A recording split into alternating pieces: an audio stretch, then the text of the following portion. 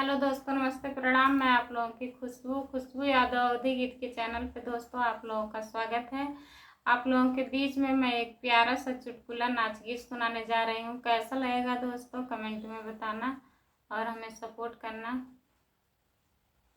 सजमई झगड़ा कई के सैया ऋषिया आई गई ना। सजमई झगड़ा कई के सैया ऋषिया आई गई ना। ऋषिया आई गई ना, हो ऋषिया आई गई ना। सजमई झगड़ा कई के सैया ऋषिया आई गई ना। सजमई झगड़ा कई के सैया ऋषिया आई गई ना।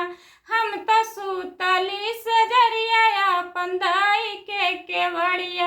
हम तो सूतली सजरिया अपन दाई के केवड़िया। हम तो सूतली सजरिया अपन दाई के केवड़िया। सैया आई के दुआरिया खिसिया आई गई ना।